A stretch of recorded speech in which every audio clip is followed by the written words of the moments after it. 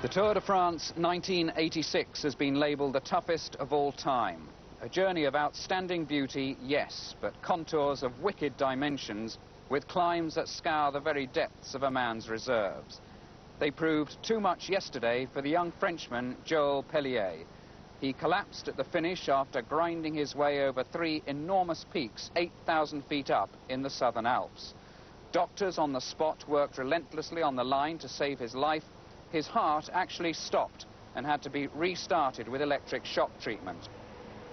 He fell in and out of a coma before coming round nearly 7 hours later. He's okay now, but he's out of the Tour.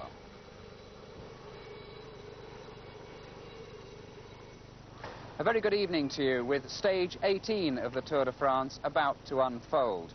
We're on the roof of Channel 4. Behind me, the telecom tower beaming in our pictures from the continent. Well, again, the drama is to be contested under the clear blue skies of the Southern Alps. The route today, probably the hardest of the lot. Greg LeMond's now clear favourite after his exhilarating efforts of the past few days. He starts as the first American to wear the yellow jersey. There he is at the head of the field. The Swiss rider Urs Zimmermann has kept his nose in the frame throughout.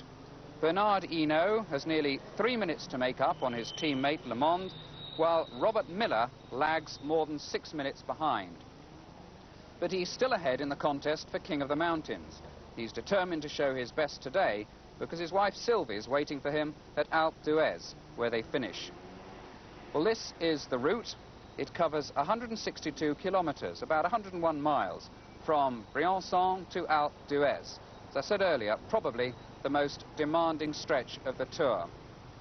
There are 3 peaks: the Col du Gabillé, a mighty climb to over 8,000 feet, the Col de la Coiffure, nearly 7,000 feet, and the final brute, Alpe d'Huez, the most evil ascent of the whole Tour at 6,000 feet. Miller was 4th over the first climb of the day. We join the leaders now on the second ascent, our commentators Paul Sherwin and Phil Liggett. And would you believe it, Nick, you see the board here now, how things have changed since Robert Miller was 4th over the Col de Galibier, because Greg LeMond, the yellow jersey, and Bernard Hinault are now 3 minutes ahead of the next riders on the road as we climb the Col de la Coiffure, a climb of 6,800 feet.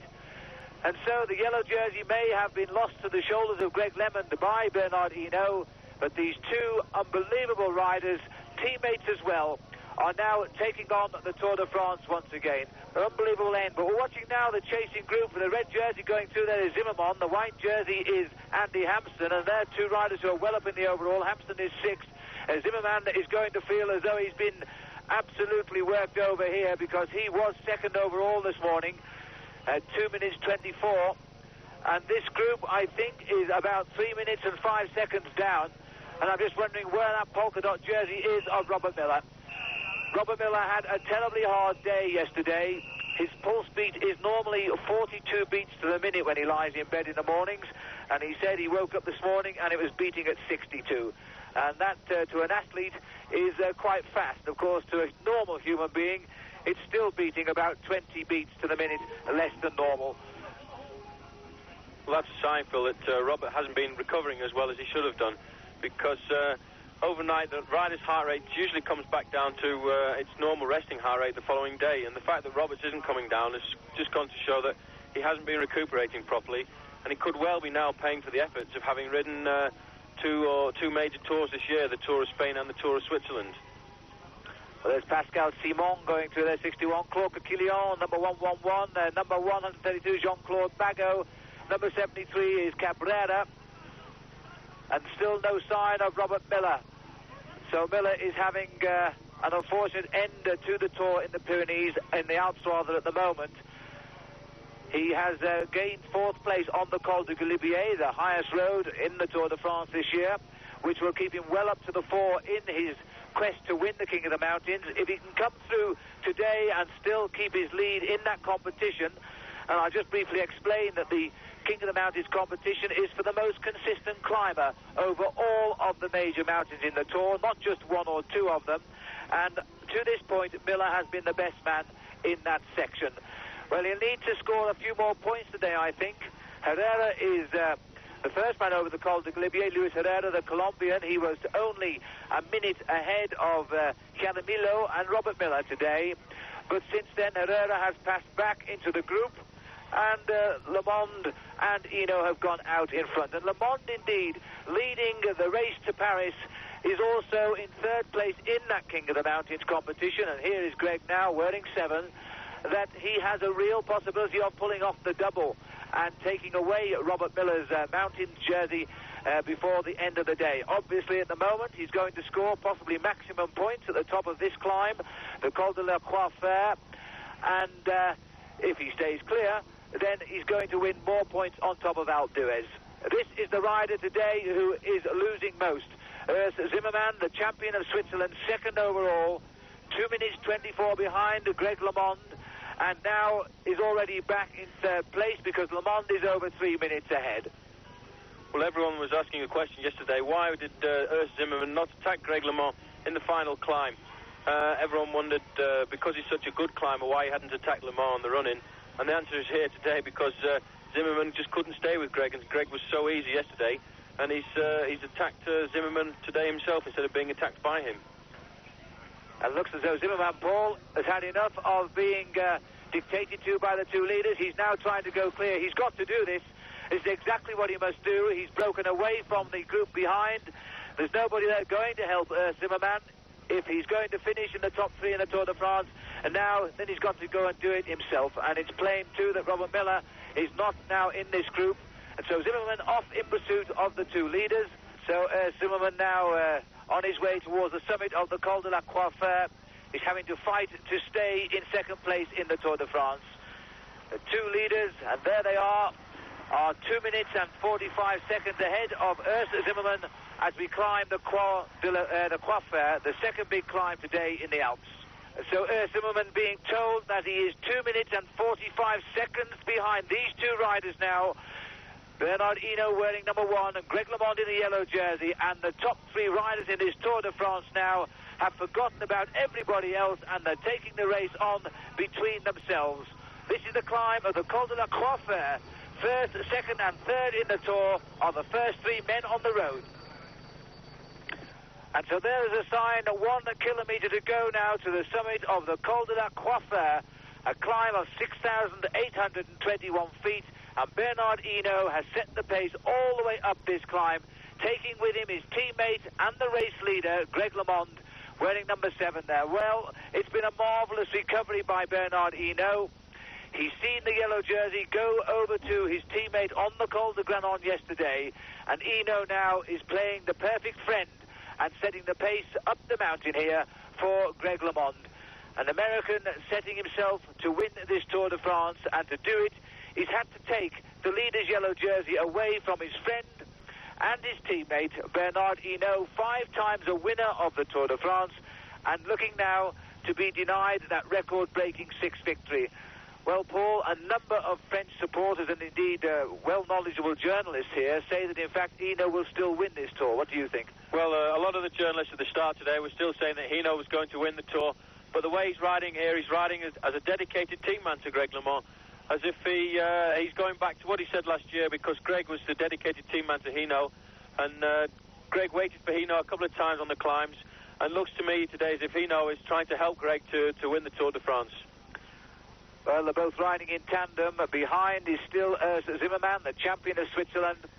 He's about 2 minutes and 30 seconds down on the climb. He's reduced his deficit by half a minute. He's had to leave the group he was with to do that. And now he's trying to survive in second place overall. But at this moment in time, of course, Hinault has done enough to recover second place in this race. If this is the way it stays all the way to Paris next Sunday, then it would be an exact reverse of the result, rather, last year when it was Hinault first and Greg LeMond second.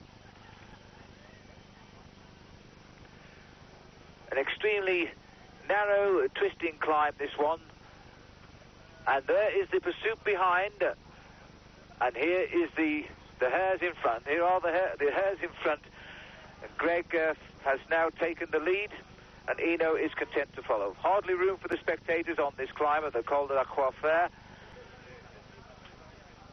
And it's been a most unusual day yet again in the Tour de France. I don't think anybody would have expected to have turned their television sets on today in France and see the yellow jersey and Bernard Hinault out in front. Have you ever seen crowds like that? These public roads in France, and wait till you see the crowds later waiting for the Tour de France on the Alpe d'Huez.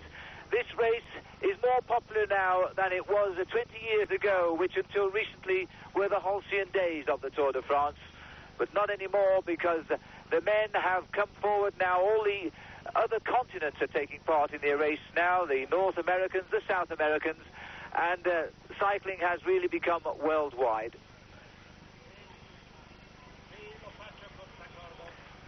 And the town of Touchier wishing Bernard Hinault the best of luck. We're with you, it says. And there he comes, right under the banner on cue, in the lead. Greg LeMond sits up and takes a drink as Bernard Hinault goes over the top of the Col de la Croix-Fer in the lead, with the yellow jersey of Greg LeMond right on his back wheel. The two top men in the Tour de France, far and away. And the average speed today, again, another rapid one, a shade under 20 miles an hour. And here he comes. So Zimmerman is going to go over the climb, and he has lost a little bit over that last kilometre. He was 3 minutes down when he started his counter-attack. He went up to 2:30, but now he goes through at 2 minutes 48 behind. So Zimmerman is going to have to pull out something special on the finishing climb of Alpe d'Huez, which is straight ahead of the rider now. And there's Martin Early, the first sighting we've had of this young Irishman in his first Tour de France. He's going over the Col de la Croix-Fer, well up amongst the front runners today, but 6 minutes 50 seconds behind. So Martin Early goes through, and we still wait for the arrival of Robert Miller. So a worrying time for Miller as the leaders hurtle down the Col de la Croix-Fer and make for that wicked final ascent, Alpe d'Huez. What's happening now, Phil? And this enormous crowd on Alpe d'Huez now, and still Greg LeMond follows the wheel of his teammate Bernard Hinault. The two riders who have projected themselves without a shadow of a doubt as the two greatest riders in this year's Tour de France. An enormous crowd lines the mountain now. It's almost a victory route to the summit of Alpe d'Huez for Greg and for Bernard, because Zimmerman is now 5 minutes behind on the road. He's losing his second place overall for certain to Bernard Hinault. And also, I have to say that there is no sign, Nick, of Robert Miller. We think he could well be over 10 minutes behind. He's not in any of the chasing groups that we can find. And it looks as though Robert Miller, who was fourth over the climb of the Col de Galibier, has now paid the price of actually trying to win this Tour de France for Britain this year, having already finished second in the Tour of Switzerland and the Tour of Spain. And this third big tour, I think, has proved just that little bit too much. Here are the chasers now, led by Claude Pupillon, the former world champion from Belgium. Nicky Reutemann, a teammate of Greg LeMond, and Bernard Hinault there on his right. And, of course, a stage winner in Toulouse at Blagnac. And on the left, wearing the French champion's jersey, Yvon Madio. Well, Paul, another amazing day in the Tour de France. Well, this is a fantastic day in the Tour de France today, because people have been questioning whether Hinault's the best or whether LeMond's the best. But I think today what they've both underlined is that Greg LeMond and Bernard Hinault are the best two riders in this year's Tour de France, because they've just left everybody trailing behind. Well, we've seen Hinault bring this race alive from that time trial in Nantes. And now we've seen Greg LeMond do what he's always promised, and that is to take the lead. If you're watching us when the race was in the Pyrenees, then you'll remember Greg LeMond there did a marvellous ride to Super Bagnères and won that stage so well. And now here he is again in the Alps, riding a similar finish. And with him is Bernard Hinault. But this time the difference, Greg LeMond wears the yellow jersey. Just as we came round the corner there, we saw Virage 3. From the bottom of this climb, all the corners are numbered from 22 right down to the top. And it does help a little bit, actually, because at least you can count down how many corners to go. And as you get nearer the top, it's good for the morale to know that you're nearing the summit. As you get nearer the top as well, there are more and more spectators. So the last two kilometres, you're almost carried along by the crowd, the cheer of the crowd. And in fact, if I have to tell the truth, the crowd gets so cheerful at the top that they tend to tap you on the back. And each little tap tends to give you a little bit of acceleration and lifts you up to the finish. Well, Paul, I don't think anybody can deny these riders a tap on the back, because they have proven themselves to be absolute heroes. Every man that's surviving this Tour de France deserves the biggest medal when they get to Paris. There's only 140 of them left now, and it's been a very strange day in many ways, and certainly a sad day for three of the riders. Eric Hyde, who won 5 gold medals in the 1980 Olympic Games in Lake Placid, has crashed and gone to hospital, and we don't yet know what his condition is. And that is extremely sad, because Eric has made the transposition from skating to cycling, made the selections for the Tour de France, and was going to finish in Paris and has crashed. Also gone is Eric Mackenzie, the only New Zealand rider. He had a bizarre crash. He crashed on the way down the Col de Granon yesterday, going to his hotel, and broke his arm. He started this morning and was forced to abandon at the start of the climb of the Col du Galibier. And the other one, as we watch here, an attack by Fuerte, Cabrera rather, leaving his group, trying to snatch a place, but many, many minutes down the mountain, I may add, at least 8 minutes behind the two leaders. The third man who has had to abandon the race today, Pedro Delgado, a Spaniard who, in fact, is a teammate of Cabrera, and sadly, Delgado, occupying 5th place overall, has had to leave the race because his mother died during the night. So 3 riders of distinction having left the Tour de France today. But while we watch here, Cabrera try again to snatch something out of the lower positions. He's been on the attack daily in the mountain, but never in the hunt for that first position. Well, this is an amazing Tour de France as well, because with the retirement of Pedro Delgado and the distance that Robert Miller's behind, we could see for the first time not only an American being first in the yellow jersey, but 2 Americans in the first 4, which is absolutely unbelievable. Because Andy Hampsten has started the day off in 6th position, and with the retirement of Delgado, if Robert Miller is more than 3 or 4 minutes behind him, well then Robert is going to lose his place, and Andy Hampsten from the La Vie Claire team is going to move up into 4th place overall. And indeed that is true, and Hampsten, wearing the white jersey as the leading newcomer to this year's Tour de France, he is in fact in the group just behind Cabrera, the rider we saw attack. And now we're back with the 2 men in the front, the 2 men who really are eating up the riders in this year's Tour de France. And just look at the crowds here, watching them go through. A tremendous atmosphere on Alpe d'Huez. Without doubt the most popular climb in the Tour. It's used fairly frequently, although not last year. And neither Greg LeMond nor Bernard Hinault has won on this climb. But Hinault has known what it's like to come up here and wear the leader's yellow jersey. So how times change, because now it's Greg LeMond for the first time in his first full day as defender of the most coveted jewel in world cycling, who's going to come up and take the jersey today. You can see as they get near to the top, this is probably the most popular of all the Alpine finishes, because you get nearly everybody comes to see this, and I think everybody in the crowd here today knows that this is one of the most historic Tour de France's, because you've got an American's going to possibly win the yellow jersey for the first time, and they all will come here. They all want to see it, and you can see that there's hardly any room for the riders to get by. It's amazing when you come up there. It must be the equivalent of playing at Wembley for a cup final. Indeed, Paul, it certainly should be like that. There are probably 1 million people on the road today between the stage.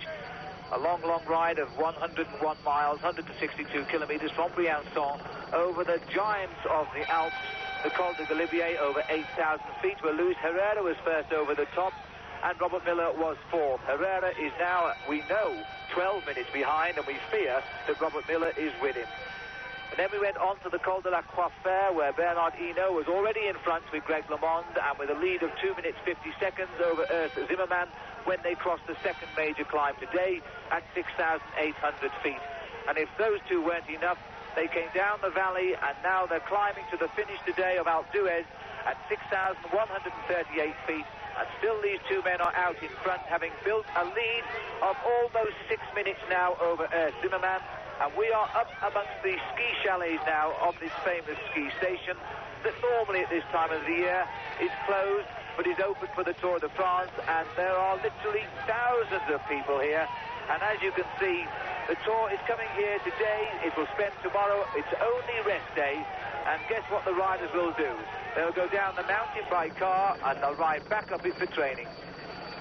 There's the kite flying in the sky today. It heralds the end of the Alps as well. And fittingly enough, the 2 best riders to pass through the Alps and the Pyrenees. Hinault first under it, Greg LeMond in yellow is second. And this is now coming towards the end of what has been a most memorable section in the Tour de France. The mountains again have produced the truth and produced two great men here. And Greg LeMond must be feeling now as though his Tour de France is coming a little bit closer. It's amazing as well to see them, after all the rivalry that's been written about them in the press in the last few days, after Hinault's not going to help LeMond, LeMond's not going to help Hinault, to see them reunited in this day, well, it's been a fantastic day really for these two riders to go away and just stamp their authority all over this Tour de France.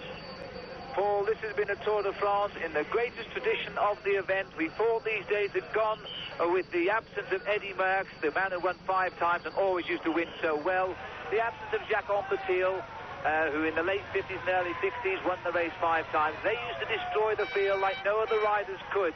But since then, the technology of cycling has become so fined down that riders snatch bikes, quick wheel changes, always meant to tell them time gaps. They have only really to ride the bike, and therefore winning by seconds and not minutes. And yet here we are now in the most modern Tour of its time, and the two greatest riders have ripped the field apart, and an arm goes round, you know. What has Greg LeMond said to Bernard? The smile, this is unbelievable.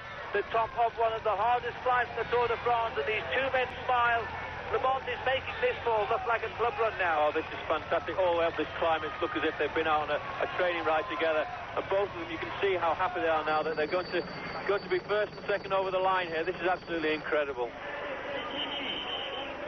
Well, as they come into the finish, I'm going to ask Cathy LeMond to say something alongside me here. She can tell us what it's like now to see Bernard Hinault and Greg come up the mountain. Cathy? It's fabulous. I'm glad to see they're such good friends still. You can tell. What do you think Greg said to Bernard then? You win. You win? He said, you go ahead, you win, you did everything.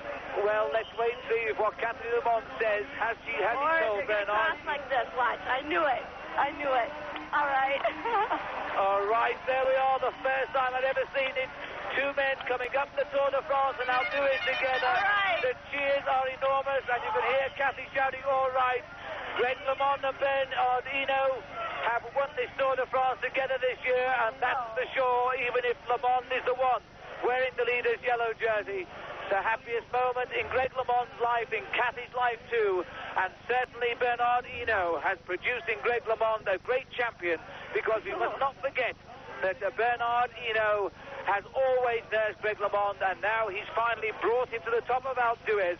They are buried in people here, and this is the most emotional finish I can ever recall to a day in the Tour de France. Ernst Zimmermann comes home now. He's over 5 minutes behind.